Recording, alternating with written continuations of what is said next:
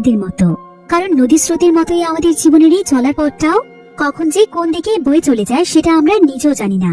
আমাদের ছোট্ট এই জীবনের চলার পথে ঘটে যায় কত শত ঘটনা, জীবনে থেকে যায় কত ধরনের আক্ষেপ, আমরা জড়িয়ে পড়ি কত শত সম্পর্কের মায়াজালে, তাদের সাথে তৈরি করতে থাকি জীবনের কিছু সুন্দর স্মৃতি। কিন্তু জীবনে এমন একটা সময় আসে যখন জীবন থেকে হারিয়ে যায় কত শত চেনা মুখ, শুধু থেকে যায় তাদের সঙ্গে কাটানো কিছু সুন্দর স্মৃতি, যেগুলো মানুষ মৃত্যুর আগ পর্যন্ত অজানা এক আক্ষেপ নিয়ে বয়ে বেড়ায়। এমনই এক বিচিত্রময় জীবনের গল্প বলবো আজ, যেখানে মা বাবার ছড়ে ফেলে দেয়া দুজন এতিম বাচ্চার জীবন যুদ্ধের গল্প দেখানো হয়েছে। জীবনের বাস্তবতা যে আসলে কতটা কঠিন এবং প্রিয়জনকে হারানোর যন্ত্রণা যে কতটা নির্মম, সেটাই আমরা দেখব আজকের এই মুভিটির গল্পে। তাহলে চলুন ঘুরে আসা যাক বাবা মায়ের ছড়ে ফেলে দেয়া দুজন বাচ্চার জীবন যুদ্ধের গল্প থেকে। তো গল্পটি শুরু হয় চায়নার অনেক ছোট্ট একটি শহরে, যেখানে শহরের অলিতে গলিতে ছোট্ট একটি বাচ্চা দৌড়ে পালাচ্ছিল। এই বাচ্চাটির নাম ছিল জোয়ান। এখানে কোনো এক কারণে জোয়ানকে তার বয়সী কিছু বাচ্চারা ঠাও করছিল। জোয়ান তখন ভয়ে দৌড়তে দৌড়তে একটি জায়গাতে এসে লুকিয়ে পড়ে, কিন্তু কিছুক্ষণ পরেই দেখা যায় যে সেই বাচ্চাগুলো তাকে খুঁজে পেয়ে যায়। এই বাচ্চাগুলো আসলে ছিল খুবই দুষ্টু। তার প্রায় সবসময় জোয়ানকে জ্বালাতন করত, কখনো তার শরীরে ওয়াটার গান দিয়ে পানি মারত, কখনো পাথর মারত, আবার সবসময় তাকে নিয়ে অনেক মজা করত, এমনকি তাকে ভিখারি এবং টোকাই বলে খেপাতো। তাই জোয়ান তাদেরকে দেখলেই ভয় পেয়ে পালিয়ে যায়। তো এখানে জোয়ান আবারও তাদের কাছ থেকে দৌড়ে পালাচ্ছিল। সে দৌড়তে দৌড়তে অনেক দূরের একটি জায়গাতে চলে আসে। সে কোনো মতে একটি পরিত্যক্ত বাড়ির ভেতরে গিয়ে লুকিয়ে পড়ে। এই সুযোগে দুষ্ট বাচ্চাগুলো তখন তাকে চিৎকার করে বলে, ভালোই হয়েছে যে তুমি নিজে থেকে এই বাড়ির মধ্যে ঢুকেছো, তোমাকে জ্বালাতন করার জন্য আমাদেরকে কোনো কষ্টই করতে হলো না। তুমি কি জানো যে এই বাড়ির ভেতরে কত বড় একটি মনস্টার রয়েছে? এই মনস্টারটি এখন তোমাকে গিলে খেয়ে ফেলবে, কিন্তু আমরা এটা কোনোভাবেই চাই না। তাই এখান থেকে বেরিয়ে এসো জোয়ান, আমরা তোমাকে আমাদের সঙ্গে করে নিয়ে যাব। কিন্তু জোয়ান তাদের কোনো কথা না শুনে দৌড়ে ভেতরে চলে যায়, যেখানে অনেক বেশি অন্ধকার ছিল। তো জোয়ান তখন সেই দুষ্ট বাচ্চাগুলোকে সেখান থেকে তাড়ানোর জন্য সে বাড়ির ভেতর থেকে ভয়ানক আওয়াজ করতে থাকে। আর জোয়ানের আওয়াজগুলো শুনে বাচ্চাগুলো অনেক ভয় পেয়ে যায়। তারা ভাবে যে এই বাড়িটিতে হয়তো ভূত আছে, তাই তারা ভয় পেয়ে সেখান থেকে চিৎকার করতে করতে পালিয়ে যায়। তবে তারা চলে যাওয়ার পর জোয়ান অনেক ভয় পেতে থাকে, কারণ এখন সেখানে সে ছাড়া আর কেউই ছিল না। তাই জোয়ানও তখন ভয় পেয়ে সেখান থেকে দৌড়ে পালাতে থাকে। তবে যাওয়ার সময় তার ছোট্ট একটি কৌটা সেখানেই পড়ে যায়। এরপর জোয়ান দৌড়তে দৌড়তে তার বাড়িতে চলে আসে। জোয়ানের পরিবার বলতে তেমন কেউই ছিল না, তার মা বাবা কেউ নেই। জোয়ান ছোটবেলা থেকেই তার দাদার কাছে মানুষ হচ্ছে। জোয়ানের দাদিও রয়েছে, কিন্তু সে অনেক অসুস্থ ছিল। তবে জোয়ানের দাদা অনেক রাগী প্রকৃতির মানুষ ছিল। সংসার চালানোর জন্য সে ময়লা কুড়ানোর কাজ করত, আর এই কাজগুলো করতে তার অনেক কষ্ট হতো। তাই প্রায় সময় তার মেজাজ অনেক খারাপ থাকতো, যার ফলে জোয়ানের সঙ্গেও সে অনেক খারাপ আচরণ করত। তো সেখানে জোয়ানকে দেখতে পেয়ে তাকে বলে, তুমি আসলেই কোনো কাজের না, তোমাকে সে সকালবেলা পাঠিয়েছি ময়লা কুড়িয়ে আনতে, আর তুমি কিনা এতক্ষণ পরে ফিরে এটুকু ময়লা এনেছো। দাদার বকা শুনে জোয়ানের একদম মন খারাপ হয়ে যায়। এদিকে জোয়ানের দাদা চলে যায় তার অসুস্থ ওয়াইফের কাছে। জোয়ানের দাদি আসলে পুরোপুরি ভাবে প্যারালাইজ ছিল, তাই তাকে দেখাশোনার সমস্ত কাজ জোয়ানের দাদাই করত। জোয়ান তখন বাড়ির দরজার সামনে গিয়ে চুপচাপ দাঁড়িয়ে থাকে। তার আসলে প্রচন্ড খিদে পেয়েছিল, কিন্তু সে তার দাদাকে এটা বলে না। সে মাথা নিচু করে সেখানে চুপচাপ দাঁড়িয়ে থাকে। আর কিছুক্ষণ পর দেখা যায় তার দাদা তার দিকে কুকুরের মতো করে একটি কেক ছুঁড়ে মারে। জোয়ান তখন কেকের প্যাকেটটি হাতে নিয়ে বাইরে চলে আসে, আর সে একটি ময়লার স্তূপের উপর বসে মন ভরে কেকটি খেতে থাকে। কিন্তু তার এতটাই খিদে পেয়েছিল যে এইটুকু খাবার দিয়ে তার পেট একদমই ভরে না। এবার জোয়ান সেখানে তার সেই কৌটাটি খুঁজছিল, যেটা সে দৌড়ানোর সময় সেই বাড়িটিতে ফেলে এসেছে। জোয়ান তার পকেটগুলোতে তন্ন তন্ন করে খুঁজছিল, কিন্তু কোথাও সে তার কৌটাটি খুঁজে না পেয়ে সে একদম অস্থির হয়ে পড়ে। তাকে দেখে এমন মনে হচ্ছিল যে সেই কৌটাটি হয়তো তার কাছে অনেক মূল্যবান। জোয়ান ভাবছিল যে সে হয়তো কৌটাটিকে কোথাও রেখেছে, তাই সে বাড়ির ভেতরে এসে পাগলের মতো কৌটাটিকে খুঁজছিল। কিন্তু যখন সে কোথাও কৌটাটিকে খুঁজে পায় না, তখন সে সেখানে বসে কাঁদতে শুরু করে। এরপর সেই কৌটাটি খুঁজতে খুঁজতে প্রায় সন্ধে হয়ে যায়। জোয়ান তখন দৌড়ে সেই পরিত্যক্ত বিল্ডিংটিতে চলে আসে, কারণ তার কাছে মনে হচ্ছিল যে তার কৌটাটি হয়তো এখানেই পড়েছে। যদিও বাড়িটিতে প্রবেশ করতে তার অনেক ভয় লাগছিল, কিন্তু সে সাহস করে বাড়িটির ভেতর চলে আসে। তবে সে অনেক ভয় পাওয়ার কারণে আবারও বাইরে চলে আসে। আর কিছুক্ষণ পরেই দেখা যায় যে সেই বাড়িটির ভেতর থেকে একটি ছেলে বেরিয়ে আসে। এই ছেলেটির নাম হচ্ছে লিয়াং। লিয়াং দ্রুত সেই বাড়ি থেকে বের হয়ে কোনো এক জায়গাতে যাচ্ছিল। জোয়ান তখন লিয়াং এর পিছু করতে শুরু করে। সে তার পিছু করতে করতে অনেকটা দূরে চলে আসে। এরপর জোয়ান দেখতে পায় যে লিয়াং একটি দোকানের মধ্যে একটি প্যাকেট ডেলিভারি করতে এসেছে। সে একজন ব্যক্তির হাতে সেই ডেলিভারির প্যাকেটটি তুলে দেওয়ার পর আবারও সেই পরিত্যক্ত বাড়িটির দিকে ফিরতে শুরু করে। জোয়ানিতে বুঝতে পারে যে লিয়াং হয়তো এই পরিত্যক্ত বাড়িটিতেই থাকে, তাই সে এবার একদম ভালোভাবে তার পেছনে লেগে যায়। সে পেছন থেকে দৌড়ে এসে তাকে বলে, এই ছেলে, ওই পরিত্যক্ত বাড়িটা তোমার তাই না? তোমার বাড়িতে আজকে আমি আমার অনেক দরকারি একটি কৌটা ফেলে গিয়েছি। আমি জানি কৌটাটি তুমি পেয়েছো। আমার কৌটাটি আমাকে ফিরিয়ে দাও। ওটা আমার জন্য অনেক মূল্যবান একটি জিনিস, কারণ কৌটাটি ছিল আমার মায়ের একটি ক্রিমের কৌটা, যেটা আমার কাছে আমার মায়ের শেষ স্মৃতি। তাই ভালো ভালো আমার কৌটাটিকে ফিরিয়ে দাও বলছি। লিয়াং তখন তাকে বলে, তোমার কি মাথায় সমস্যা আছে? হঠাৎ করে কোথা থেকে উড়ে এসে জুড়ে বসেছো বলো তো? তোমার এসব ফালতু কথা শোনার মতো সময় আমার কাছে একদমই নেই। আমার অনেক কাজ আছে, তাই আমার পিছু করা বন্ধ করো। আর তুমি কোন ক্রিমের কৌটার কথা বলছো এসব আমি কিছুই জানি না। এসব বলে লিয়াং সেখান থেকে চলে যাওয়ার চেষ্টা করছিল, কিন্তু জোয়ান তো তাকে কিছুতেই ছাড়ছিল না। এরপর ঠিক এমন সময় সেখানে একটি পুলিশের গাড়ি চলে আসে। আর লিয়াং যখন সেই গাড়িটি দেখতে পায় তখন সে ভয় পেয়ে সেখান থেকে দৌড়ে পালাতে থাকে। লিয়াং সেই পরিত্যক্ত বাড়ির ভিতরে চলে আসে, কিন্তু এখন অনেক গভীর রাত হওয়ার ফলে জোয়ান আর ভেতরে যাওয়ার সাহস পাচ্ছিল না। তাই সে চুপচাপ সেই বাড়ির দরজার সামনেই দাঁড়িয়ে থাকে। এবার পরের দিন সকালে দেখা যায় যে সেই দুষ্ট ছেলেগুলো জোয়ানকে খুঁজে পেয়ে যায়, আর তারা জোয়ানকে একটি রশির সঙ্গে বেঁধে তাকে অনবরত রাস্তার মধ্যে টানতে থাকে। জোয়ানিতে অনেক কষ্ট পাচ্ছিল আর সে চিৎকার করে সাহায্য চাইছিল। তবে ঠিক এমন সময় সেই রাস্তা দিয়ে লিয়াং যাচ্ছিল। লিয়াং তখন দ্রুত গিয়ে জোয়ানকে সেই বাচ্চাগুলোর হাত থেকে বাঁচায়। বাচ্চাগুলো তখন লিয়াংকে বলে, আমরা তো একসঙ্গে খেলছিলাম, তাছাড়া তুমি তো ওর কেউ হও না। আমরা ওর সাথে যা ইচ্ছে তাই করব, তুমি কেন আমাদের মাঝখানে আসছো? একথা শুনে লিয়াং অনেক রেগে যায়, আর সে এখানে বাচ্চাগুলোকে অনেক ভয় দেখায় এবং বলে যে যদি তারা এর পরের বার কোনোভাবে জোয়ানের পেছনে লাগে তাহলে সে তাদের প্রত্যেককেই ধোলাই করবে। এসব বলে ভয় দেখিয়ে সে বাচ্চাগুলোকে তাড়িয়ে দেয়। এরপর সে প্রতিদিনের মতো তার কাজে বেরিয়ে পড়ে। তবে রাস্তার বিভিন্ন জায়গাতে সে বেশ কিছু পুলিশ অফিসারদেরকে দেখতে পায়। এমনকি অনেক অফিসার তো এখানে সিভিল ড্রেস পরেও ঘুরছিল। তারা শহরের বিভিন্ন মানুষের কাছে জানতে চাইছিল যে বেশ কিছুদিন ধরে তারা শহরের মধ্যে কোনো রকমের অসামাজিক কোনো কার্যক্রম দেখছে কিনা। লিয়াং দূর থেকে দাঁড়িয়ে পুলিশের কথাগুলো শুনছিল, কিন্তু ঠিক এমন সময় সেখানে জোয়ান চলে আসে। আর জোয়ান তাকে বলে, তুমি যতক্ষণ পর্যন্ত না আমার প্রেমের কৌটা আমাকে ফিরিয়ে দিচ্ছ ততক্ষণ পর্যন্ত আমি তোমার পিছু ছাড়বো না। কিন্তু লিয়াং এখানে তার সঙ্গে কোনো কথা না বলে এগিয়ে যেতে থাকে। আসলে গতকাল রাতে সে যে দোকানটিতে পার্সেল দিতে এসেছিল সে সেই দোকানটির কাছে আসে, কিন্তু এখানে এসে সে দেখতে পায় যে এখানে পুলিশ এসেছে। আর যে ব্যক্তিকে লিয়াং পার্সেল দিয়েছিল সেই ব্যক্তিকে পুলিশ অ্যারেস্ট করে নিয়ে যাচ্ছে। লিয়াং প্রায় অনেক সময় যাবত সেখানে দাঁড়িয়ে কিছু একটা চিন্তা করছিল। আর কিছুক্ষণ পর সে জোয়ানকে তার সেই ক্রিমের কৌটাটি দেখায়। জোয়ান তখন সেই কৌটাটির জন্য তার পিছু পিছু আসলে সে তখন জোয়ানকে বলে, আমি তোমাকে তোমার ক্রিমের কৌটাটি ফিরিয়ে দেব, তবে তার বিনিময়ে আমাকে একটি কাজ করে দিতে হবে। সেটা কি তুমি করতে পারবে? জোয়ান বলে যে কৌটাটি পাওয়ার জন্য সে সবকিছু করবে। লিয়াং তখন জোয়ানকে একটি পার্সেল দেয় আর বলে যে এই পার্সেলটিকে তুমি তোমার ব্যাগের মধ্যে রাখবে, আর আমি তোমাকে এখন যে রেস্টুরেন্টের অ্যাড্রেস দেব তোমাকে পার্সেলটি সেখানেই পৌঁছে দিতে হবে। আর পার্সেলটি সেখানে পৌঁছে দেওয়ার পর তোমাকে সেখান থেকে টাকা দেওয়া হবে। এরপর সেই টাকাগুলো যখন আমাকে এনে দেবে তখনই তুমি তোমার ক্রিমের কৌটা ফেরত পাবে। জোয়ান সঙ্গে সঙ্গে এই কাজটি করতে রাজি হয়ে যায়। আসলে এই পার্সেলগুলোর ভেতরে ড্রাগস ছিল। লিয়াং তার পেট চালানোর জন্য এই অসামাজিক কাজগুলো করে থাকে। দুই দিকে জোয়ান দৌড়তে দৌড়তে সেই রেস্টুরেন্টের ভেতরে চলে যায়। আর সে ছোট বাচ্চা হওয়ার কারণে তাকে কেউ সন্দেহ করে না। জোয়ান তখন রেস্টুরেন্টে খুব সহজেই পার্সেলটি পৌঁছে দিয়ে সে টাকা নিয়ে সোজা লিয়াং এর কাছে চলে আসে। লিয়াং মেসেজ পায় যে কাজটি সে ঠিকমতো করেছে। লিয়াং তখন তার ওয়াদা অনুযায়ী তাকে ক্রিমের কৌটাটি ফিরিয়ে দেয়। এমনকি সে তাকে কিছু খাবার খাওয়ানোর জন্য নিয়ে যায়, কারণ লিয়াং বুঝতে পেরেছিল যে জোয়ান অনেক বেশি ক্ষুধার্ত।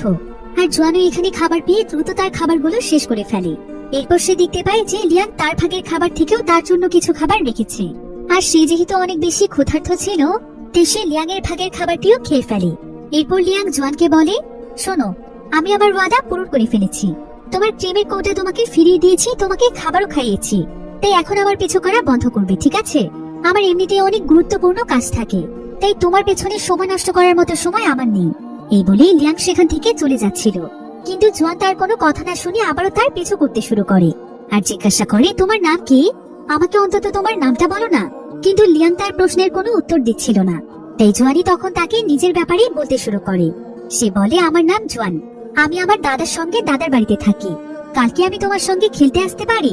কিন্তু ঠিক এমন সময় সেখানে জোয়ান তার দাদাকে দেখতে পায়, যে কিনা ময়লা কুড়িয়ে নিয়ে সেগুলো বিক্রি করতে যাচ্ছিল। তার দাদা তখন তাকে চিৎকার করে ডেকে গাড়ি ঠেলতে বলে। জোয়ানও তখন চুপচাপ দৌড়ে গিয়ে তার দাদার সঙ্গে কাজ করতে শুরু করে। এবার পরের দিন সকালে দেখা যায় যে জোয়ান লিয়াংকে খুঁজতে খুঁজতে আবারও সেই পুরাতন বাড়িটিতে চলে আসছে। প্রথমে তো সে লিয়াংকে খুঁজে পাচ্ছিল না, কিন্তু কিছুক্ষণ পরে সে একটি অন্ধকার জায়গাতে তাকে ঘুমোতে দেখতে পায়। সে তখন লিয়াং এর কাছে গিয়ে তাকে ডাক দেয়। লিয়াং তো এতে একদম চমকে ওঠে আর বলে, তুমি এখানে কি করছো? তোমাকে না আমি আমার পিছু করতে নিষেধ করেছিলাম? কিন্তু জোয়ান তখন তাকে বলে, তুমি জানো আমার একটা কাজের অনেক প্রয়োজন, টাকার অভাবে সারাদিন আমাকে না খেয়ে থাকতে হয়।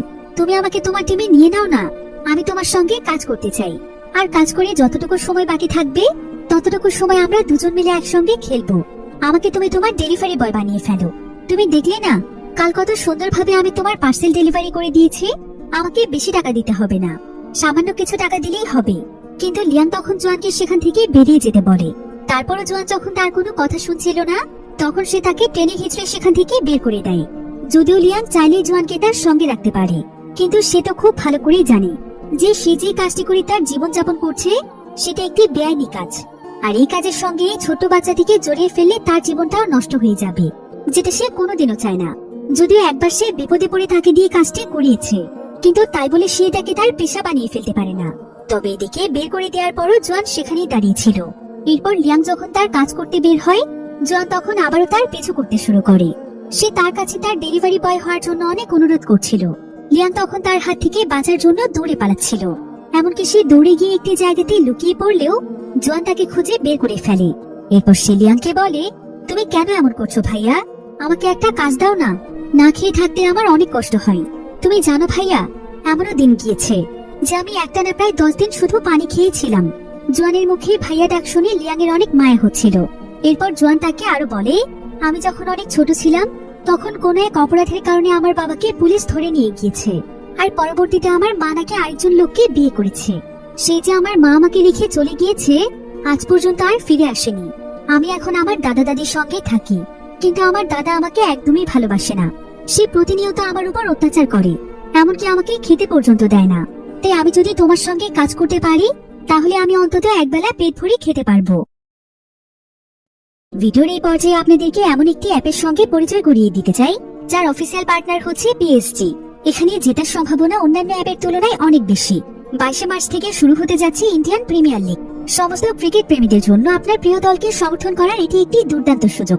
এই অ্যাপে আপনি সমস্ত লাইভ ম্যাচের ফলাফল এবং লাইভ ম্যাচ দেখতে পারবেন, এমনকি আপনি স্কোরও অনুমান করতে পারেন। সেই সাথে এখানে BMW গাড়ি, আইফোন, ল্যাপটপ এবং আরো অনেক নগদ পুরস্কার জেতার সুযোগ রয়েছে। রেজিস্ট্রেশনের সময় আমার প্রোমো কোড ব্যবহার করে আপনার প্রথম আমানতে 30,000 টাকা পর্যন্ত পেতে পারেন এবং অন্যান্য সহজ পদ্ধতির মাধ্যমে আপনার জেতা টাকা তুলতে পারবেন। রেজিস্ট্রেশনের জন্য পিন কমেন্টে থাকা লিংকে ক্লিক করুন অথবা গুগলে গিয়ে অনুসন্ধান করুন। আর রেজিস্ট্রেশনের সময় প্রোমো কোড ব্যবহার করুন এবং বোনাস পান। এটা শুধুমাত্র একটি বিজ্ঞাপন। এই সমস্ত অ্যাপে আর্থিক ক্ষতির সম্ভাবনা রয়েছে, তাই এই ধরনের অ্যাপ থেকে দূরে থাকুন। আমি তোমাকে কথা দিচ্ছি, তুমি যা বলবে আমি তাই শুনবো। আমাকে শুধুমাত্র তোমার টিমে নিয়ে নাও। যদিও লিয়াং বারবার তাকে মানা করে দিচ্ছিল, কিন্তু তার জেদের কাছে তাকে হার মানতে হয়। তবে লিয়াং এর আবার চুরি জিনিসটা একদমই পছন্দ ছিল না, কিন্তু জোয়ানের টুকিটাকে চুরির অভ্যেস ছিল। তাই লিয়াং এখানে জোয়ানকে বলে যে যদি সে সত্যিই তার টিমে কাজ করতে চায় তাহলে তাকে পুরোপুরি ভাবে চুরি ছাড়তে হবে। জোয়ানও তখন তার কথায় রাজি হয়ে যায়। আর এরপর থেকে জোয়ান লিয়াং এর জন্য কাজ করতে শুরু করে। সে প্রতিদিনই কোনো না কোনো জায়গাতে পার্সেল ডেলিভারি করে আসে। এতে করে সে দিনে অন্তত একবেলা পেট ভরে খাবার খেতে পারে। এমনকি লিয়াং তাকে প্রতিদিন বেশ কিছু টাকাও দেয়। তবে জোয়ান সেগুলো খরচ না করে জমাতে শুরু করে। কিন্তু হঠাৎ করে একদিন জোয়ানকে রাস্তায় সেই দুষ্টু ছেলেগুলো খুঁজে পেয়ে যায়, আর তারা জোয়ানের কাছ থেকে জোর করে তার সমস্ত টাকাগুলো নিয়ে যায়। জোয়ান তখন কাঁদতে কাঁদতে মন খারাপ করে লিয়াং এর কাছে চলে আসে। লিয়াং এর এতে ভীষণ রাগ হয়, তাই সে পরের দিন সকালবেলায় সেই বাচ্চাগুলোর কাছে চলে যায়। সে বাচ্চাগুলোর কাছ থেকে জোয়ানের টাকা তো নিয়ে দেয়, তারপর সে তাদেরকে মারধর করারও ভয় দেখায়। এমনকি সে বলে যে এবার সে তাদেরকে জীবিত ছেড়ে দিচ্ছে। জোয়ান এখন তার টিম মেম্বার, তাই তারা যদি জোয়ানের পেছনে আর একবার লাগার চেষ্টা করে তাহলে সে তাদের প্রত্যেককে কিডন্যাপ করে বিক্রি করে দিবে। লিয়াং এর কথা শুনে সবাই এবার বেশ ভয় পেয়ে যায়। তারা লিয়াং এর কাছে এবারের মতো ক্ষমা চায়। এরপর লিয়াং জোয়ানের টাকাগুলো নিয়ে জোয়ানের বাড়িতে চলে যায়। বাড়িতে আজকে জোয়ানের দাদা ছিল না, তাই জোয়ান লিয়াংকে তার বাড়ির ভেতরে নিয়ে আসে। আর সে তাকে পুরো বাড়িটি ঘুরিয়ে ঘুরিয়ে দেখায়। বাড়ির একটি কোণাতে জোয়ানের দাদা ময়লা থেকে কুড়িয়ে বেশ কিছু জিনিস রেখেছিল। তো জোয়ান এবং লিয়াং যখন জিনিসগুলো চেক করছিল তখন তারা সেখানে অনেক পুরনো দুটো ওয়াকি টকি খুঁজে পায়, যেগুলো এখনো কাজ করছিল। জোয়ান তখন একটি ওয়াকি টকি নিয়ে বাইরে চলে যায়, আরেকটি দিয়ে যায় লিয়াং এর কাছে। তারা দুজন মিলে ওয়াকি টকিটি চেক করছিল। আর যেহেতু এটা কাজ করছিল, তাই জোয়ান লিয়াংকে বলে যে ওয়াকি টকিটি তারা তাদের কাছেই রাখবে, এতে করে তারা খুব সহজেই একে অপরের সঙ্গে যোগাযোগ করতে পারবে। তো এবার পরের দিন জোয়ান একটি লোকের কাছে পার্সেল ডেলিভারি করতে যায়। এই লোকটির নাম ছিল ওয়াং। ওয়াং এর এখানে জোয়ানকে দেখে বেশ ভালো লেগে যায়। সে তাকে আদর করে অনেক ভালো ভালো কথাও বলে। কিন্তু কিছুক্ষণ পরেই দেখা যায় যে সে জোয়ানের কাছ থেকে পার্সেল তো নিয়ে নেয়, কিন্তু সে তাকে আসল টাকার পরিবর্তে নকল টাকা দেয়। এরপর জোয়ান যখন লিয়াংকে গিয়ে টাকাটি দেয়, তখন লিয়াং এর কাছে টাকাটিকে দেখে নকল মনে হয়। আর তার সে কনফিউশন দূর করার জন্য যখন একটি দোকানে কিছু জিনিস কিনতে যায়, তখন দোকানদার জানায় যে এটা তো জাল নোট। কিন্তু ঠিক এমন সময় সেখানে ওয়াং চলে আসে। ওয়াং বলে যে সে ভুল করে এই জাল নোটটি তাকে দিয়ে দিয়েছিল। তবে ওয়াংকে দেখতে পেয়ে লিয়াং তার সঙ্গে একটি কথাও বলে না, বরং সে সোজা সেখান থেকে চলে যেতে শুরু করে। ওয়াং তখন পেছন থেকে তাকে ডাক দিয়ে বলে, তোর এত জেদ কোথা থেকে আসে শুনি? ছোটবেলা থেকে তোকে খাইয়ে বড় করেছি, আর এখন কিনা আমার দিকে ফিরেও তাকাস না। এভাবে ওয়াং তার সঙ্গে কথা বলতে চাইছিল, কিন্তু লিয়াং তার সঙ্গে একটি কথাও বলতে চায় না। তবে ওয়াং এখানে জোয়ানকে কিছু খাবার দেখায় আর বলে যে তার বাড়িতে নাকি আজকে পার্টি আছে, জোয়ান চাইলে সেখানে আসতে পারে। আর জোয়ানও তখন খাবারের লোভে তার পিছু পিছু চলে যায়। ফলে বাধ্য হয়ে লিয়াংকেও সেখানে যেতে হয়। তো এখানে আসার পর দেখা যায় যে ওয়াং আসলে এখানে একটি এতিমখানা চালায়, যেখানে সে অনেক বাচ্চাদেরকে উঠিয়ে নিয়ে আসে, তাদেরকে খাবার দেয় এবং তাদের মাথার উপর একটি ছাদ দেয়, অর্থাৎ সে সেই বাচ্চাগুলোর দেখাশোনা করে। তবে এর পেছনেও তার অনেক বড় একটি স্বার্থ আছে। এসবের বিনিময়ে সে সেই বাচ্চাগুলোর মাধ্যমে চুরি, ছিনতাই, ভিক্ষাবৃত্তি এই ধরনের কাজগুলো করিয়ে টাকা উপার্জন করে। তবে একসময় ওয়াং তাকে আশ্রয় দিয়েছিল, তাই ওয়াং এর হয়ে এই সমস্ত কাজগুলো তাকেও করতে হতো। কিন্তু তার যেহেতু এই কাজগুলো পছন্দ ছিল না, তার সে একদিন এখান থেকে পালিয়ে গিয়েছিল। আর মূলত এই কারণে সে ওয়াং এর সঙ্গে কথা বলতে চায় না। তবে ওয়াং আজকে লিয়াংকে অনেক যত্ন করে খাবার খাওয়াচ্ছিল, কিন্তু খাওয়ানোর অজুহাতে সে লিয়াংকে বলে, শোনো লিয়াং, এভাবেই রাস্তায় রাস্তায় আর কতদিন থাকবে? তোমাকে আমি ছোট থেকে মানুষ করেছি, তাই তোমাকে দেখলে আমার অনেক খারাপ লাগে। তুমি আবারও আমার টিমে ফিরে এসো, এখানে তুমি অনেক ভালো থাকবে। কিন্তু লিয়াং এতে প্রচন্ড রেগে যায়, আর সে ওয়াংকে বলে যে সে আর কোনোদিনও যেন তাকে এই কথা না বলে। এই বলে লিয়াং জোয়ানকেও তার সঙ্গে আসতে বলে, কিন্তু জোয়ান এখানে মজা করে খাবার খাচ্ছিল, তাই সে খেতে খেতে বলে, একটু দাঁড়াও না, খাবারগুলো শেষ করে নি। কিন্তু লিয়াং এতে প্রচন্ড রেগে যায়, আর সে জোয়ানকে সেখানে রেখেই চলে যাচ্ছিল। তাই জোয়ানকেও এই মজার মজার খাবারগুলো রেখে চলে যেতে হয়। এরপর সেদিন রাতের বেলা জোয়ান যখন তার বাড়িতে ফিরে আসে, তখন সে তার দাদার অনেক চিৎকার চেঁচামেচি শুনতে পায়। তার দাদা তাকেই বকছিল। জোয়ান দেখতে পায় যে তার দাদা তার জমানো টাকাগুলো পেয়ে গিয়েছে, আর তার দাদার কাছে মনে হচ্ছিল যে জোয়ান হয়তো ময়লা করিয়ে এই টাকাগুলো পেয়েছে, কিন্তু সেই টাকাগুলো তাকে না দিয়ে লুকিয়ে রেখেছিল। তাই তার দাদা এতে প্রচন্ড রেগে যায়, আর সে যখনই তাকে দেখতে পায় তখন সে তাকে বাড়িতে নিয়ে গিয়ে প্রচন্ড মারধর করে, আর বলে যে এতগুলো বছর তাকে কষ্ট করে সে খাচ্ছে, কিন্তু এখন সে একটু বড় হয়ে তার দাদার কাছ থেকেই টাকা লুকিয়ে রাখছে। এই বয়সে যদি সে এমন করে, তাহলে সে তো বড় হলে তাদেরকে মেরেও ফেলতে পারবে। যদিও জোয়ান তার দাদাকে বুঝিয়ে বলার চেষ্টা করছিল, কিন্তু তার দাদা এতটাই নিষ্ঠুর ছিল যে সে এখানে তাকে প্রচন্ড মারধর করে, আর বলে যে জোয়ান নাকি তাদের জন্য একটি অভিশাপ। সে আসার পরই তাদের পুরো জীবন পাল্টে গিয়েছে, তাদেরকে কষ্ট করতে হচ্ছে। জোয়ান মরে গেলে সে সবচেয়ে খুশি হবে। এসব বলে জোয়ানের দাদা তাকে বের করে দেয়। অন্যদিকে লিয়াং যখন মন খারাপ করে তার বাড়িতে ফিরে আসে, তখন সে দেখতে পায় যে তার বাড়িতে আগুন লেগেছে, আর আগুনটি লেগেছে সেই রুমটির মধ্যে যেখানে সে বসবাস করছে। লিয়াং এখানে এমন কিছু জিনিস দেখতে পায় যে সে বুঝে গিয়েছিল যে এখানে কেউ এসেছিল, অর্থাৎ এখানে কেউ ইচ্ছে করে আগুন লাগিয়ে দিয়েছে। আসলে এই আগুনটি লাগিয়েছিল ওয়াং এর লোকেরা, কারণ ওয়াং খুব ভালোভাবেই জানতো যে এই পরিত্যক্ত বাড়িটি লিয়াং এর একমাত্র থাকার জায়গা। তাই যদি সে লিয়াং এর এই শেষ জায়গাটিকেও জ্বালিয়ে দেয়, তাহলে লিয়াং বাধ্য হয়ে তার টিমে কাজ করতে আসবে। লিয়াংও এখানে ওয়াং এর এই ব্যাপারটি বুঝতে পেরেছিল। লিয়াং এখানে আগুন নেভানোর আপ্রাণ চেষ্টা করছিল, কিন্তু শত চেষ্টা করেও সে ব্যর্থ হয়। তাই সে তাড়াতাড়ি করে একটু ভেতরে গিয়ে সে তার জমানো কিছু টাকা এবং কিছু প্রয়োজনীয় জিনিসপত্র নিয়ে নেয়, আর সেগুলোকে একটি ব্যাগের মধ্যে ভরে সে বাইরে চলে আসে। সে এখান থেকে চলে যাওয়ার সিদ্ধান্ত নেয়। আসলে সে যে বাড়িটিতে থাকছে সেটা তার নিজের বাড়ি নয়, বরং এটা পরিত্যক্ত বাড়ি হয়। এতদিন সে এখানে আশ্রয় নিয়েছিল, কিন্তু এখন তো তার কোনো থাকার জায়গা ছিল না।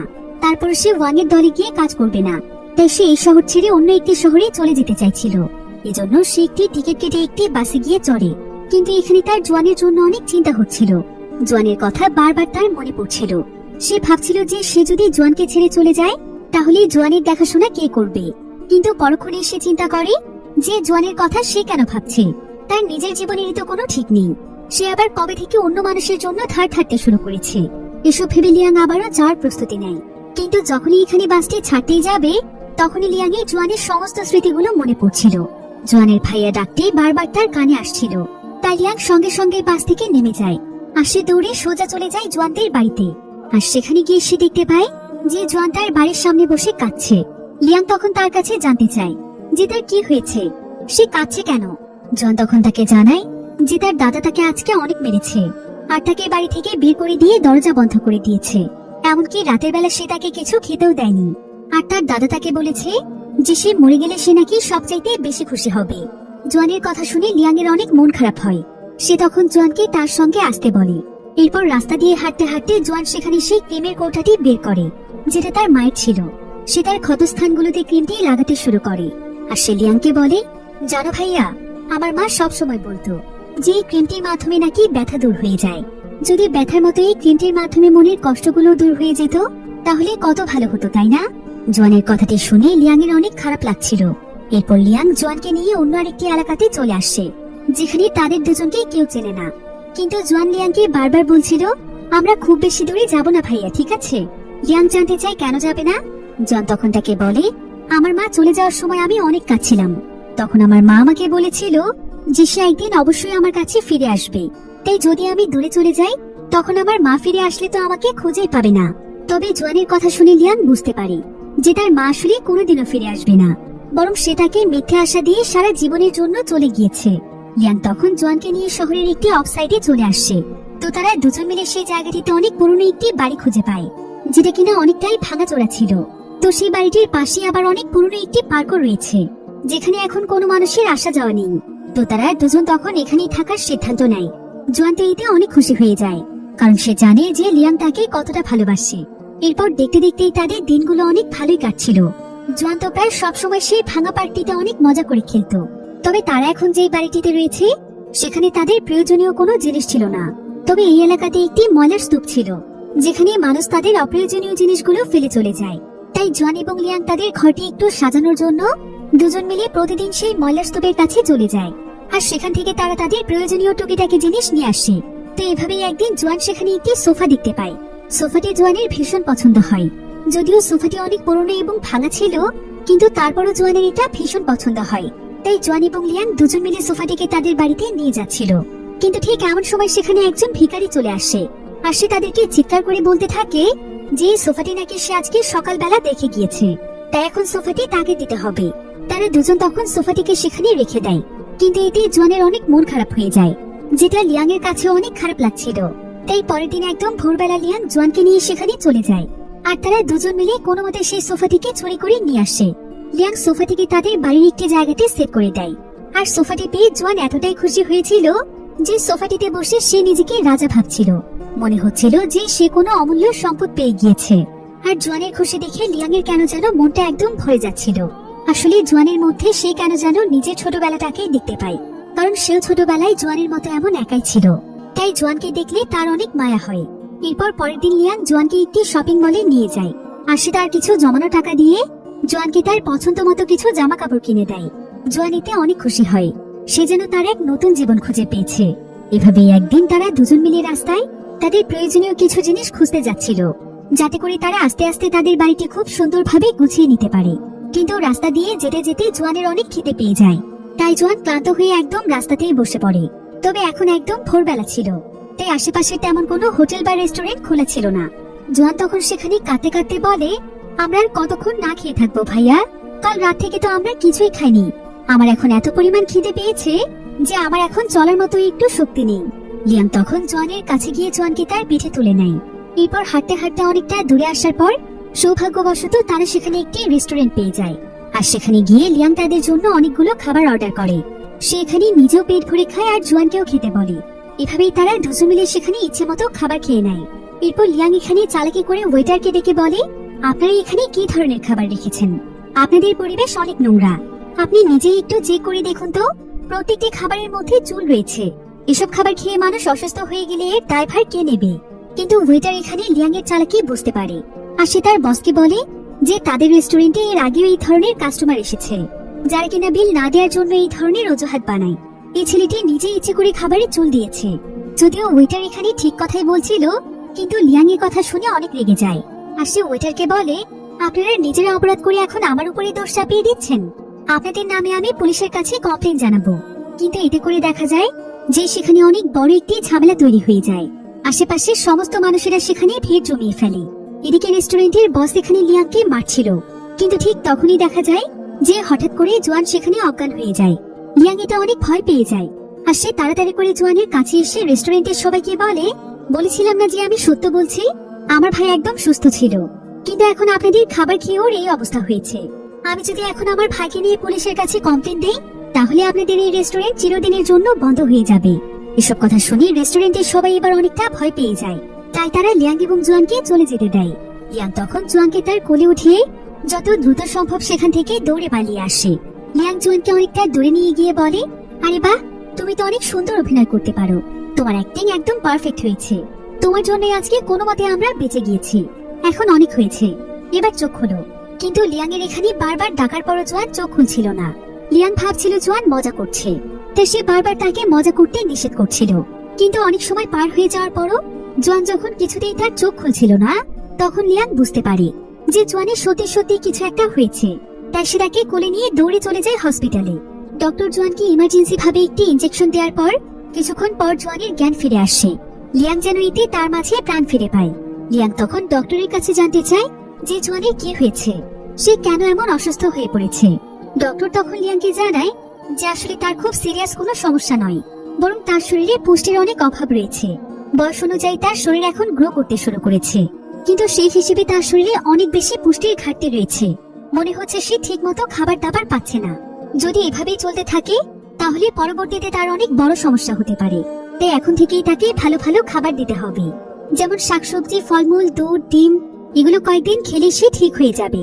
এসব কথা শুনে লিয়াং অনেক দুশ্চিন্তায় পড়ে যায়। তবে সেদিনের পর থেকে লিয়াং জোয়ানের প্রতি আরো অনেক বেশি খেয়াল রাখছিল। সে তাকে যথাসাধ্য পুষ্টিকর খাবার, ঔষধ এগুলো খাওয়ানোর চেষ্টা করত। কিন্তু এসব করতে তার তো অনেক টাকার প্রয়োজন ছিল, তাই সে না চাইতেও কাজের জন্য ওয়াং এর কাছে চলে যায়, যে কিনা বাচ্চাদেরকে দিয়ে বিভিন্ন অপরাধমূলক কাজ করিয়ে থাকে। জোয়ানকে একাই বাড়িতে রেখে এখন সারাদিন তাকে কাজ করতে হয়। তবে এখন তার কাজগুলো অনেক ঝুঁকির ছিল, যেমন চুরি, ড্রাগ ডেলিভারি, এই ধরনের কাজগুলো তাকে করতে হতো। এভাবেই প্রায় বেশ কয়েকদিন সময় পার হয়ে যায়। তবে সারাদিন বাড়িতে একা একা থাকতে জোয়ান অনেক বোর হয়ে যায়, তাই সে একদিন লিয়াং এর সঙ্গে কাজ করতে যেতে চায়। সে বলে যে সে লিয়াং এর সমস্ত কাজে তাকে হেল্প করবে, কিন্তু লিয়াং এতে অনেক রেগে যায়। আর সে জোয়ানকে বলে, তুমি খুব ভালো করেই জানো যে আমি কি ধরনের কাজ করে থাকি। যেখানে আমি তোমাকে সবকিছু থেকে আগলে রাখার চেষ্টা করছি, সেখানে তুমি কিনা আমার সঙ্গে এই নোংরা কাজগুলো করতে চাইছো। তোমাকে কোনো কাজ করতে হবে না, তুমি শুধু বাড়িতে বসে আমার জন্য অপেক্ষা করবে আর সারাদিন নিজের প্রতি খেয়াল রাখবে। কিন্তু তারপরও জোয়ান তার কোনো কথাই শুনতে চাইছিল না, সে অনেক মন খারাপ করছিল। তখন লিয়াং তাকে বলে, জানো জোয়ান, এই অল্প কয়েকদিনে আমি তোমাকে অনেক ভালোবেসে ফেলেছি। আমার কাছে মনে হয় তুমি আমার সন্তানের মতো। তাই আমি যদি তোমাকে আমার সঙ্গে কাজ করতে নিয়ে যাই, তাহলে তোমার যে কোনো সময় যে কোনো কিছু হয়ে যেতে পারে, আর তোমার কিছু হয়ে গেলে তখন আমি কিভাবে থাকবো। এসব বলে সে লিয়াংকে বোঝায়। এরপর সে লিয়াং এর মন ভালো করার জন্য কাজ থেকে ছুটি এনে পরের দিনই তাকে নিয়ে ঘুরতে যায়। তারা পুরো শহরের বিভিন্ন ফাঁকা জায়গাগুলোতে ঘুরে বেড়ায়। তারা সেই পুরনো পার্কের মধ্যে থাকা একটি পুকুরের মধ্যে অনেক মজা করে গোসল করছিল। এমনকি কিছুক্ষণ পর তারা দুজন দুজনের চুলও কেটে দেয়। জোয়ানের সারাটা দিন আজকে অনেক ভালো কাটে। লিয়াং তাকে এতটাই ভালোবাসা দেয় যে জোয়ানের জীবনে যেন আর কোনো অপূর্ণতাই থাকে না। এরপর সেদিন রাতের বেলা দেখা যায় লিয়াং জোয়ানের জন্য একটি বার্থডে কেক নিয়ে আসে। আর সে তাদের আজকের এই খুশির দিনে জোয়ানের বার্থডে সেলিব্রেট করতে চায়।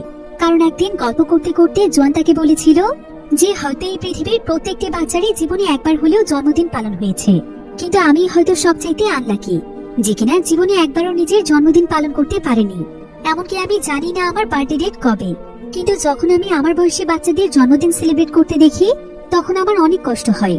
আমার কাছে মনে হয় আমার মা থাকলে হয়তো আমার জন্মদিন পালন করত। তো জোয়ানের এই কথাগুলো লিয়াং মনে রেখেছিল, তাই সে তার বার্থডে ডেট না জানা সত্ত্বেও সে তাকে খুশি করতে তার জন্য বার্থডে কেক নিয়ে আসে। আর জোয়ান তো কেকটি দেখে অনেক খুশি হয়ে যায়। লিয়াং তখন জোয়ানকে বলে যে আজ থেকেই তোমার বার্থডে, প্রতি বছর আমরা এই দিনই তোমার বার্থডে সেলিব্রেট করব। এরপর লিয়াং জোয়ানকে বার্থডে গিফট হিসেবে একটি পেন্ডেন্ট দেয়, যেটা কিনা ছিল একটি লাকি ডল। আর এই ডলটি লিয়াং এর কাছে প্রায় অনেকদিন যাবতই ছিল।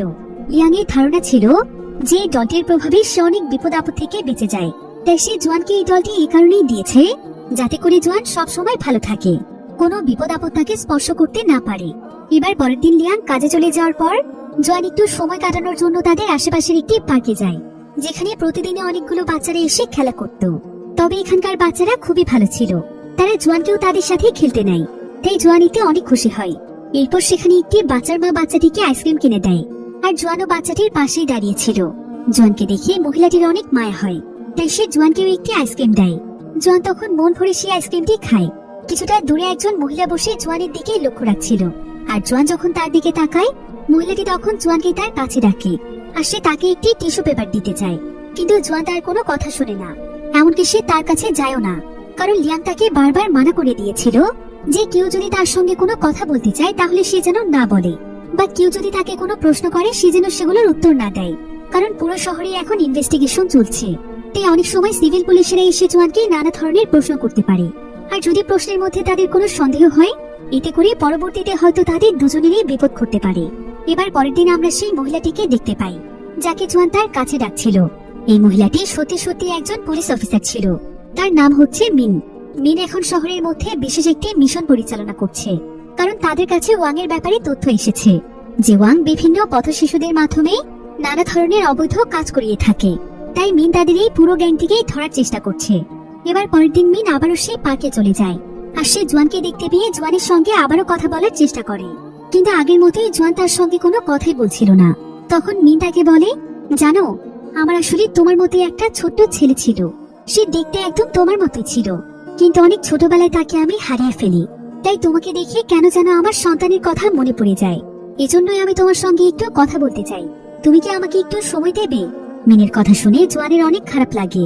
এরপর মিন তখন জোয়ানকে আদর করে তার সঙ্গে একটি রেস্টুরেন্টে নিয়ে যায়। সে জোয়ানকে অনেক খাবারও খেতে দেয়। এরপর সে জোয়ানের কাছে জানতে চায় যে সে কার সঙ্গে থাকে আর তার পরিবারে কে কে আছে। জোয়ান বলে যে তার পরিবার বলতে শুধুমাত্র তার বড় ভাই লিয়াং আছে, আর তার ভাই তাকে দেখাশোনা করে। মিন তখন তার কাছে জানতে চায়, আচ্ছা তোমার ভাই কি কাজ করে? জোয়ান তখন তাকে বলে, আমার ভাই বড় বড় মানুষদের সঙ্গে চাকরি করে, কিন্তু সে কি চাকরি করে সেটা আমার জানা নেই। তো জোয়ান যখন এখানে বসে মিনের সঙ্গে কথা বলছিল, ঠিক তখনই সেখানে জোয়ানকে খুঁজতে খুঁজতে লিয়াং চলে আসে। আর মিনের সঙ্গে তাকে কথা বলতে দেখে লিয়াং অনেক রেগে যায়, কারণ সে তাকে বারবার মানা করেছিল যে অপরিচিত কারোর সঙ্গে কথা না বলতে। আর জোয়ান এখানে লিয়াংকে দেখতে পেয়ে বেশ ভয় পেয়ে যায়। এরপর সেদিন বাড়িতে আসার পর লিয়াং জোয়ানের সঙ্গে কথা বলছিল না, তাই জোয়ান তখন বারবার তার কাছে তার ভুলের জন্য ক্ষমা চাইছিল। কিন্তু লিয়াং আজকে তার এই কাজটিতে অনেক কষ্ট পেয়েছিল, তাই সে জোয়ানকে বলে, তোমার জন্য আমি কি না করেছি, তোমাকে আমি কত ভালোবাসি, তারপরও তুমি আমার একটি মানা করা কথা শুনতে পারলে না। এখন সেই মহিলাটি যদি কোনোভাবে পুলিশ হয়, তাহলে একটু সন্দেহ হলেই তো সে আমাকে ধরে নিয়ে যাবে। তখন তুমি কি করবে শুনি? তোমার সঙ্গে কি থাকবে? তোমার দেখাশোনাই বা কে করবে? তোমাকে প্রতিদিন রাতের বেলায় আমি এই কথাটি বলি, কিন্তু তারপরও তুমি আমার কোনো কথা শোনোনি।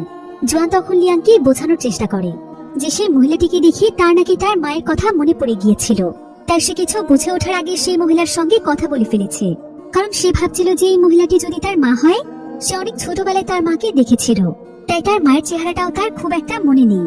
লিয়াং তখন প্রচন্ড রেগে গিয়ে চিৎকার করে জোয়ানকে বলে, আজকে তোমাকে আমি পরিষ্কারভাবে একটি সত্য কথা জানিয়ে দিতে চাই, সেটা হলো তোমার মায়ের অপেক্ষায় তুমি থেকো না। তোমার মা তোমাকে ছেড়ে চিরদিনের জন্য চলে গিয়েছে, তার ফিরে আসার হলে এতগুলো বছরে অন্তত একবার ফিরে আসতো, কিন্তু সে কি এসেছে? তাই তোমার মায়ের চিন্তা তুমি বাদ দাও, তোমার মা আর কোনোদিনও আসবে না। যেদিন তুমি এই সত্য কথাটি মেনে নিতে পারবে, সেদিনই তুমি ভালো থাকতে পারবে, বুঝেছো? কিন্তু লিয়াং এর এমন কথা শুনে জোয়ান সেখানে কাঁদতে শুরু করে। লিয়াং কিছুতেই তার কান্না থামাতে পারছিল না, তাই এক পর্যায়ে লিয়াং প্রচন্ড রেগে যায়, আর সে তার জিনিসপত্র গুছিয়ে নেয়। এরপর সে জোয়ানকে বলে যে সে তাকে এত ভালোবাসার পরও যদি তার মায়ের প্রয়োজন হয়, তাহলে সে আর তার জন্য এখানে থাকবে না। এই বলে লিয়াং জোয়ানকে ছেড়ে চলে যাচ্ছিল। জোয়ান তখন কাঁদতে কাঁদতে দৌড়ে তার পিছু পিছু যায়, আর সে পেছন থেকে লিয়াংকে জড়িয়ে ধরে বলে, ভাইয়া তুমি আমাকে ছেড়ে যেও না, আমাকে তুমি মাফ করে দাও, আমি এখন থেকে তোমার সব কথা শুনবো, মায়ের কথাও আমি ভুলে যাব, আমি কোনোদিনও আর মায়ের কথা মনে করব না, তুমি শুধুমাত্র আমাকে ফেলে যেও না। এসব কথা বলতে বলতে জোয়ান প্রচন্ড কাঁদছিল। আর ঠিক এখানেই লিয়াং এর তার মায়ের কথা মনে পড়ে যায়, কারণ তার মাও একদিন ঠিক এভাবেই তাকে ছেড়ে চলে গিয়েছিল। সে জোয়ানের মতোই এমন ভাবেই তার মায়ের জন্য কাঁদছিল, যাতে করে তার মা তাকে তার সঙ্গে নিয়ে যায়, কিন্তু তার মা চলে যাওয়ার সময় একবার তার দিকে ফিরেও তাকায়নি। এসব ভেবে লিয়াংও তখন জোয়ানকে জড়িয়ে ধরে প্রচন্ড কাঁদছিল। লিয়াং ভাবছিল যে তাদের দুজনের জীবনটা কেন এমন হলো, কেন তাদের মায়েরা তাদের সঙ্গে এমন কাজ করলো, কেন তাদেরকে এভাবে অসহায় বানিয়ে ফেলে চলে গেল। লিয়াং এখানে মনে মনে সিদ্ধান্ত নেয় যে সে আর কোনোদিনও জোয়ানকে ছেড়ে কোথাও যাবে না। ছোটবেলা থেকে সে যে কষ্টটা পেয়েছে সেটা সে জোয়ানকে পেতে দেবে না। এখন জোয়ানও এটা মেনে নিয়েছিল যে তার মা তার কাছে কোনোদিন আসবে না, কারণ তার মা তাকে বলেছিল পাতাঝরা মৌসুম চলে গেলে তার মা চলে আসবে। কিন্তু তারপরে এক এক করে কতগুলো পাতাঝরা মৌসুম চলে গেল, তারপরও তো তার মা ফিরল না। তাই জোয়ান বলে যে সে আর তার মায়ের জন্য অপেক্ষা করতে চায় না। লিয়াং তখন সিদ্ধান্ত নেয় যে সে এখন জোয়ানকে নিয়ে এই শহর ছেড়ে অনেক দূরে চলে যাবে, আর সেখানে গিয়ে তারা নতুন জীবন শুরু করবে। লিয়াং এখন এমন একটি জীবন চায় যেখানে তাকে আর কোনো অপরাধমূলক কাজের সঙ্গে জড়িত থাকতে হবে না। সে অনেক পরিশ্রম করে জোয়ানকে মানুষের মতো মানুষ করবে, এটাই এখন তার জীবনের স্বপ্ন। তো এবার লিয়াং যখন জোয়ানকে নিয়ে চলে যাচ্ছিল, ঠিক তখনই সেখানে ওয়াং চলে আসে। ওয়াং লিয়াংকে তার সঙ্গে করে নিয়ে যায়, আর সে লিয়াংকে বলে যে সে এভাবে চাইলেই তো চুক্তি ভঙ্গ করে যেতে পারবে না, তবে সে তাকে এক শর্তে যেতে দেবে। সেটা হলো যাওয়ার আগে তাকে তার শেষ একটি কাজ করে দিতে হবে। আর লিয়াং যদি এটা না করে দেয় তাহলে ওয়াং তাকে মিথ্যে মামলায় পুলিশের কাছে ধরিয়ে দেবে। তবে লিয়াং এখন আর এই সমস্ত ঝামেলায় পড়তে চাইছিল না, তাই সে শেষ কাজটি করার জন্য রাজি হয়ে যায়। লিয়াংকে তাদের টিমের আরো দুজনের সঙ্গে গিয়ে একটি বাড়িতে চুরি করতে হবে, তাই তারা মাঝরাতে সেই বাড়িটিতে চলে যায়। আর তারা খুব সুন্দরভাবে তাদের কাজটি কমপ্লিট করে ফেলে। কিন্তু যখনই তারা সেখান থেকে ফিরে আসতে যাবে, তখনই সেখানে লিয়াং এর কিম নামক একজন সঙ্গীর নাক দিয়ে রক্ত পড়ছিল। লিয়াং এতে বেশ ভয় পেয়ে যায়। আসলে কিমের শরীর অনেকদিন আগে থেকেই খারাপ ছিল, তার অনেক বড় একটি রোগ আছে।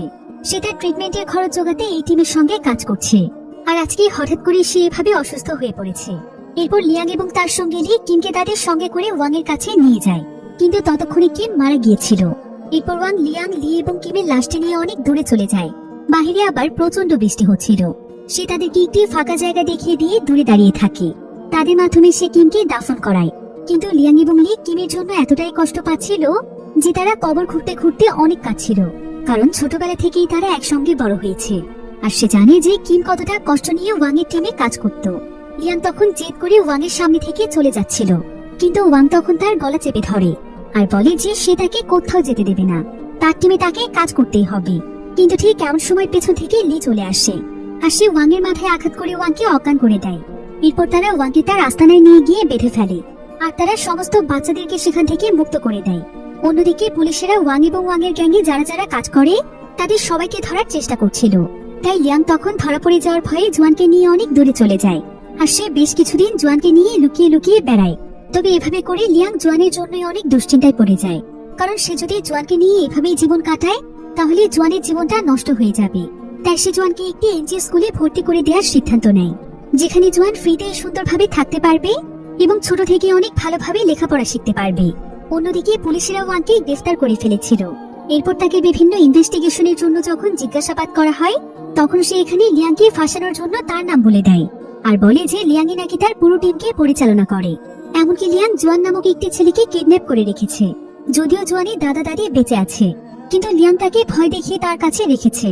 অন্যদিকে আমরা লিয়াংকে দেখতে পাই, লিয়াং জোয়ানকে একটি এনজিও স্কুলে ভর্তি করিয়ে দিয়েছে, আর সে আজকে তাকে এখানে দিতে এসেছে। কিন্তু জোয়ান যখন স্কুলের মধ্যে চলে যায়, ঠিক তখনই সেখানে পুলিশ এসে লিয়াংকে গ্রেফতার করে নিয়ে যায়। তারা লিয়াংকে নানা বিষয়ে জিজ্ঞাসাবাদ করে। তাকে বলা হয় যে সে ওয়াং এর টিমে কাজ করেছে কিনা। লিয়াংও এখানে তার সমস্ত অপরাধ স্বীকার করে যে সে ওয়াং এর টিমে কাজ করেছে, আর সে চোরি, ছিনতাই, ড্রাগস ডেলিভারি এই সমস্ত অপরাধগুলোই করেছে। এরপর লিয়াং এখানে অফিসার মিনকে বলে যে সে সমস্ত অপরাধ করলেও জোয়ানকে সে অপহরণ করেনি, বরং জোয়ান তো তার ভাই। জোয়ানকে সে অনেক ভালোবাসা দিয়েছে, তাই তো জোয়ান নিজেই তার সঙ্গে থাকতে চেয়েছে।